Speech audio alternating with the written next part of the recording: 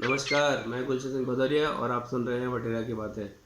तो हमने पिछले एपिसोड में बात की थी सावित्री और सत्यवान के बारे में। जैसे सावित्री ने कैसे अपने दृढ़ निश्चय और अपने अच्छे विचारों से यमराज से सत्यवान का जीवन वापस ले लिया। तो आज हम बात करेंगे ऋषि रुरु और भृगु ऋषि के बारे में। तो अगर आपने मेरा पिछला वीडियो नहीं देखा हो तो इस वीडियो के बाद इसको ज़रूर देखिएगा, तभी आप दोनों वीडियो को एक साथ जोड़ के बैलेंस करके आप अपना आइडिया, अपना विचार व्यक्त कर सकते हैं। तो ब्रह्मा जी ने वरुण के यज्ञ से अग्नि द्वारा भृगु ऋषि को उत्पन्न किया और भृगु ऋषि और पुलोमा के पुत्र हुए च्यवन ऋषि। च्यवन ऋषि और सुकन्या के पुत्र हुए प्रमति। प्रमति और धिताची अप्सरा के पुत्र हुए ऋषि रुरु, जो कि एक बहुत बड़े संत थे, बहुत बड़े एक ऋषि थे। गंधर्वराज विश्वासुर और मेनका की एक बहुत ही खूबसूरत पुत्री उत्पन्न हुई और मेनका अपनी पुत्री को छोड़कर स्वर्ग चली गई। तो उस पुत्री को विश्वासुर ने नदी में बहा दिया और वो बहती हुई ऋषि स्थूलकेश के आश्रम में पहुंची। वहाँ पे ऋषि स्थूलकेश ने उसको लिया, पाला पोसा और उसका नाम रखा प्रेमदा। तो जब प्रेमदा शादी लायक हो गई, सयानी हो गई, तो उन्होंने उसकी शादी ऋषि रुरु के साथ तय कर दी। और कुछ समय बाद, शादी के कुछ समय पहले, जब प्रेमदा अपने सहेलियों के साथ जंगल में घूम रही थी, तो जाने अनजाने उसका पैर एक सांप के ऊपर पड़ जाता है और वो सांप प्रेमदा को डस लेता है और प्रेमदा की मृत्यु हो जाती है। यह समाचार सुनकर ऋषि रुरु को बहुत दुख होता है और उन्हें बहुत क्रोध भी आता है कि मेरी शादी के कुछ ही दिन रह गए थे और प्रेमदा को सांप ने डस लिया। और वो इस चीज़ पे इतने क्रोधित होते हैं कि वो ये सोचते हैं कि क्यों ना मैं वो सर्प को पकड़ूं और उसको मार डालूं। और वो जंगल चले जाते हैं उस सर्प की खोज में। काफ़ी दिन वो सर्प की खोज करते रहते हैं, बड़े गुस्से में होते हैं। तब उन्हें एक सर्प मिलता है जिसका नाम था दुदुम्बा। वो ऋषि रुरु को कहता है कि देखिए, जन्मेजय के यज्ञ में काफ़ी सर्पों की हानि हुई है, काफ़ी सर्प मारे गए हैं। उस सर्प ने क्या बिगाड़ा था? वो तो काल का चक्र है जो चलता रहता है। क्यों ना तुम अपने तप से, अपनी तपस्या से, अपने पत्नी के, प्रेमदा के प्राणों को वापस लेके आओ।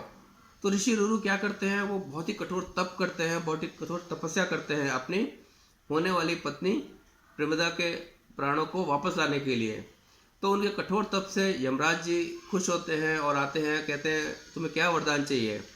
तो ऋषि रुरु कहते हैं क्यों ना आप प्रेमदा के प्राण वापस दे दें। तो यमराज कहते हैं नहीं नहीं, उनकी जितनी जीवन था, उनका जितना काल था, वो तो पूरा हो गया। मैं उनके प्राण तो वापस नहीं दे सकता। हाँ, तुम अगर अपने जीवन के बची हुई जो लाइफ है वो उसको आप दे देते हैं तो उतनी लाइफ मैं उनके प्राण वापस दे सकता हूँ। तो ऋषि रुरु तुरंत ही अपने जीवन के बचे हुए जो लाइफ थी, उनके बचे हुए जो काल था, वो अपनी आधी लाइफ प्रेमदा को दे देते हैं और यमराज जी प्रेमदा के प्राण वापस दे देते हैं। और ऋषि रुरु और प्रेमदा बड़े सुख से रहते हैं और उन दोनों का एक पुत्र उत्पन्न हुआ जिसका नाम था ऋषि शौनिक। उनके बारे में तो आपने सुना ही होगा।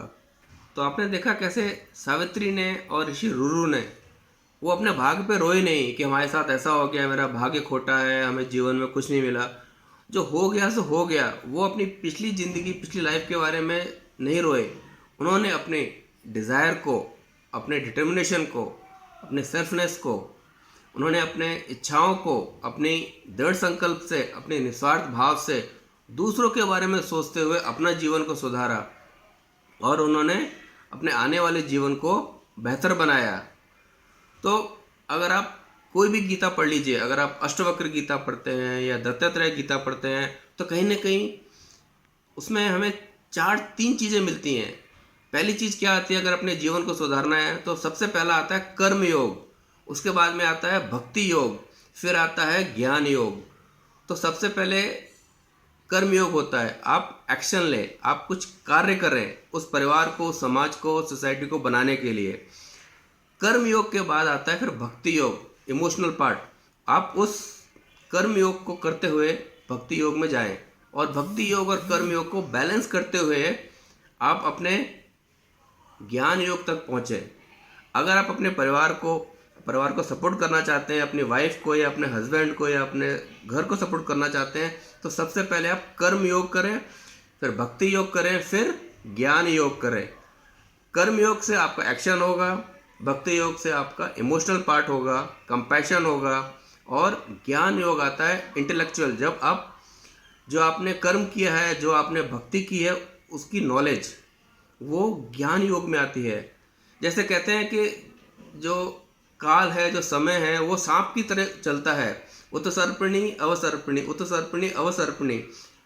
उत्सर्पिणी में आपको खुशी मिलती है, प्रगति मिलती है, अवसर्पिणी में आपको दुख होता है। तो अगर आपने अच्छे टाइम में अच्छे कर्म योग किया होगा, अच्छी भक्ति योग किया होगा, तो आपको ज्ञान योग मिलेगा। हम कैसे अपने बुरे समय को पार कर सके। तो कहीं ना कहीं योग क्या होता है? योग मतलब कि आप चीज़ों को जोड़ते हैं, कनेक्टिंग द डॉट्स। एक होता है वियोग, चीज़ों को तोड़ते हैं, एक होता है योग, आप चीज़ों को जोड़ते हैं। जैसे आप एक परिवार को जोड़ते हैं, एक घर को जोड़ते हैं, एक समाज को जोड़ते हैं। तो योग क्या हो गया? देह और देही को जोड़ना, अपने परिवार को जोड़ना। जैसे सावित्री और रुरु ने जोड़ा, वो अपने भाग्य पे नहीं रोए, उन्होंने कर्म योग पे पहले ध्यान दिया, फिर उन्होंने भक्ति योग पे ध्यान दिया, बाद में वो ज्ञान योग पे आए। अच्छा, मैं एक छोटी सी कहानी और सुनाता हूँ ऋषि भृगु की। तो एक बार ऋषि भृगु ने ये डिसाइड किया कि हमें शिव जी की आराधना करनी है, शिव जी की परिक्रमा करनी है। और ऋषि भृगु कैलाश पर्वत पहुँच गए और वहाँ पे जाके उन्होंने कहा शिव जी को कि मैं आपकी परिक्रमा करना चाहता हूँ। शिव जी ने कहा ठीक है, करो। तो भृगु ऋषि जैसे ही परिक्रमा करने लगे तो शिव जी कहते हैं पार्वती को, आओ तुम भी मेरे पास बैठो। लेकिन भृगु ऋषि कहते हैं नहीं, मुझे तो सिर्फ आपकी ही परिक्रमा करनी है। तो शिव जी क्या करते हैं, पार्वती जी को और अपने पास बैठा लेते हैं। और भृगु ऋषि क्या करते हैं, उन्होंने कहा नहीं, मुझे तो शिव जी की ही परिक्रमा करनी है। वो अपना रूप एक छोटे से मधुमक्खी की तरह बना लेते हैं और वो शिव जी और पार्वती जी के बीच से जाने की कोशिश करते हैं। और शिव जी क्या करते हैं, शिव जी उन्हें अर्धनारीश्वर रूप दिखाते हैं और कहते हैं तुम्हें दो चीज़ें दिखाई दे रही हैं, तुम अज्ञानी हो, तुम्हें दो शरीर दिखाई दे रहे हैं। शरीर तो दो हैं लेकिन आत्मा तो एक है। आत्मा न स्त्रीलिंग होती है न पुल्लिंग होती है, आत्मा न स्त्री होती है न पुरुष होती है, आत्मा आत्मा होती है। आत्मा को समझो, शरीर को मत देखो, स्त्री का शरीर है या पुरुष का शरीर है। अर्धनारीश्वर रूप को समझो। तो पार्वती जी कहती है अच्छा, तो तुम खाली शिव जी की आराधना करना चाहते हो, तुम खाली पुरुष की आराधना करना चाहते हो, प्रकृति की नहीं। तो पार्वती जी कहती है ठीक है, जो तुम्हें तुम्हारे पिता से मिला है वो तुम्हारा, और जो तुम्हें तुम्हारी माता से मिला है वो सब मैं वापस लेती हूँ। और भृगु ऋषि एक कंकाल के रूप में खड़े हो जाते हैं, एक स्केलेटन के रूप में खड़े पाते हैं अपने आप को, क्योंकि कहते हैं कि पिता से हड्डियाँ मिलती हैं और मांस वगैरह माता से मिलता है। तो भृगु ऋषि खड़े नहीं हो पा रहे थे, तो शिव जी तो भोलेनाथ हैं, वो उन्हें तीसरी टांग देते हैं और कहते हैं आत्मा को समझो, शरीर को मत देखो, स्त्री और पुरुष को मत देखो, आत्मा को समझो। ऋग्वेद में एक छोटी सी कहानी है जहाँ पे एक पेड़ पे, एक डाल पे दो पक्षी बैठे हैं। एक पक्षी जो फल खा रहा है और दूसरा पक्षी जो फल खाते हुए पक्षी को देख रहा है। जो पक्षी फल खा रहा है वो भोग वाला पक्षी है, और जो पक्षी फल खाते हुए पक्षी को देख रहा है वो योग वाला पक्षी है। जो पक्षी फल खा रहा है वो शरीर है, वो स्त्री भी हो सकता है, पुरुष भी हो सकता है। और जो पक्षी फल खाते हुए पक्षी को देख रहा है वो आत्मा है। आत्मा दर्शन करती है, शरीर भोग करता है।